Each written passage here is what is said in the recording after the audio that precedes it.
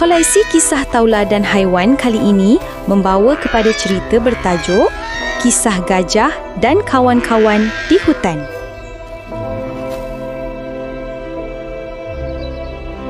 Di sebuah hutan hijau yang tenang, tinggal seekor gajah bernama Gigi.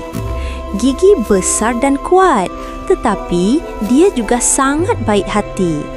Semua haiwan di hutan suka padanya kerana Gigi sentiasa membantu sesiapa sahaja yang berada dalam kesusahan.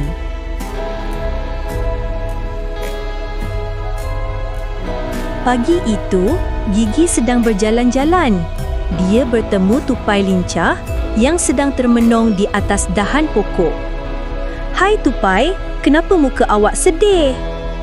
"Kacang saya hilang. Saya tak tahu di mana nak cari." Gigi tersenyum dan berkata, "Jangan risau, saya bantu awak cari kacang itu." Mereka pun berjalan bersama, mencari kacang di celah-celah rumput dan di bawah pokok. Tidak lama kemudian, Gigi menemui kacang itu di bawah daun kering.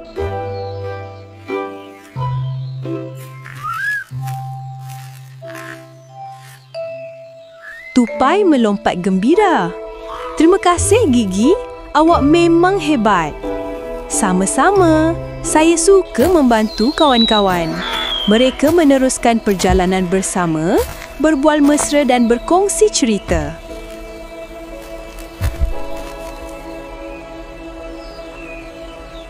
Tiba-tiba, Gigi terdengar suara tangisan. Dia melihat itik kuning berdiri di tepi sungai kecil. "Kenapa awak menangis, Itik?" "Saya sesat. Saya tak dapat cari jalan pulang ke tasik."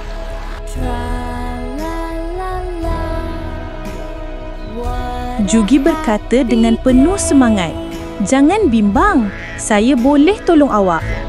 Itik kuning mengikut Jugi yang berjalan perlahan supaya Itik tidak tertinggal. Dalam perjalanan, mereka berjumpa harimau muda yang kelihatan cemas. "Harimau, kenapa muka awak nampak sakit?" tanya Gigi. "Kaki saya tersangkut duri. Saya tak dapat berjalan," kata harimau. Gigi menggunakan belalainya untuk menarik duri itu perlahan-lahan. Harimau mengeluh lega. "Terima kasih, Gigi." Mereka berempat meneruskan perjalanan. Sepanjang jalan, tupai bercerita tentang pengalamannya memanjat pokok, sementara harimau menceritakan kisahnya berlari di padang. Mereka ketawa bersama dan semakin rapat sebagai kawan. Matahari semakin rendah dan akhirnya mereka tiba di tasik. "Tasik awak ada di sini, Itik," kata Gigi sambil menunjuk ke arah air yang tenang. Itik kuning gembira dan melompat ke dalam tasik. "Terima kasih, Gigi." Semua haiwan duduk di tepi tasik, menikmati pemandangan indah matahari terbenam. Tupai, harimau dan Itik berkata serentak, "Gigi, awak adalah kawan yang sangat baik." Gigi tersenyum besar, hatinya gembira kerana dapat membantu. Gigi memandang kawan-kawannya dan berkata, "Persahabatan membuatkan hidup kita lebih indah. Kita perlu saling membantu dan menghargai satu sama lain." Semua haiwan mengangguk setuju. Malam pun tiba dan bintang-bintang mula bersinar. Hutan kembali sunyi, tetapi persahabatan Gigi dan kawan-kawannya kekal utuh. Mereka semua tidur dengan hati yang bahagia. Kisah Gigi ini mengajar kita bahawa saling membantu dan menjadi kawan yang baik boleh menjadikan dunia lebih ceria. Persahabatan itu berharga dan patut dihargai.